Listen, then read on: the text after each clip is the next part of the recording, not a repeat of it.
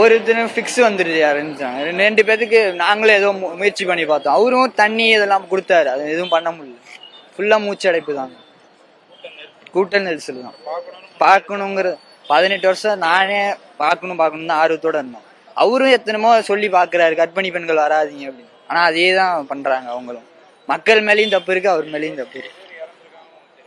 தெரியும் bro, news பார்த்துட்டு தான் ரொம்ப வருத்தம் தான். அவரை பார்த்து சந்தோஷம் கூட இப்ப எனக்கு இப்ப இல்லை. எல்லாம் இங்கதான் மரத்துல உட்காந்துருந்தாங்க, எல்லாம் மேல உட்காந்தாங்க, கீழே உட்காந்தாங்க. இடம் சின்ன இடங்கள்னால நெரிச்சல், ஓவரா நெரிசல். எல்லாம் நாங்களே எல்லாம் கீழே விழுந்து எல்லாம் தொலைகிட்டு இருக்காங்க. பேக்கெல்லாம் விட்டுட்டோம். இல்ல குழந்தையெல்லாம் நிறைய காணாம தான் சொல்றாங்க, நிறைய குழந்தைங்க காணாம தான் சொல்றாங்க. இந்த மாதிரி ஒரு லீடர் வர்றப்போ ஒன்று ஓப்பன் பிளேஸு அவர் சூஸ் பண்ணணும், இல்லை அரசாங்கமும் ஓப்பன் பிளேஸை சூஸ் பண்ணி கொடுக்கணும்.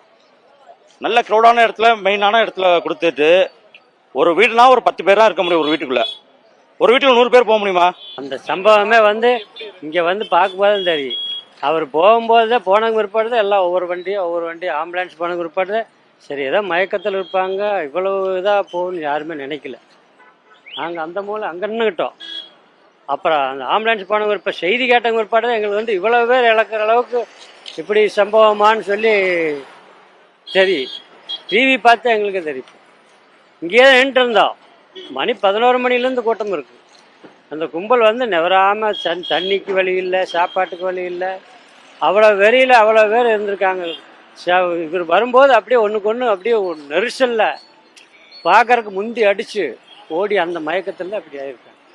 நல்லா பார்த்தங்கண்ணே, இவ்வளோ கும்பல் சாத்தியப்படாத விஷயம் இல்லைங்களா இந்த இடத்துக்கு. அதாவது இவரோட லொக்கேஷன் என்னன்னா, ஒரு பெரிய கிரவுண்டா கொடுத்து ஒரு பெரிய மாநாடா நடத்தக்கூடிய இடத்துல ஒரு ஜஸ்ட் டைம் பாஸிங்கா பேசுன மாதிரி இடம். இப்போ எத்தனை பேர் டெத்து எதுக்கு நம்ம பதில் சொல்லி ஆகணுமா இல்லையா? இது யார் சொல்லுவா? தலைவர் தான் சொல்லணும். இவங்க தட்டி அடிச்சதே ஒரு 10 அடி தள்ளி அடிச்சிருந்தாங்கன்னா அந்த இடம் இன்னொரு கணக்கு இன்னொரு 1000 பேர் நிக்கிற மாதிரி இருக்கும். இவங்க தட்டி அடைச்சதே அவங்க போன தடவை எடப்பாடி கூட்டத்துக்கு அதே இதில் ஊனிட்டாங்க. அதுல அவங்களுக்கு 10 அடி கேப், அதுல நெருக்கல் ஆயிரும். இதுதான் பிரச்சனை. கும்பல் வரணும்னு இவங்களுக்கு நல்லா தெரியும். இவங்க அதுக்கு தகுந்த மாதிரி மெயின்டைன் பண்ணல, இதுதான் உண்மை.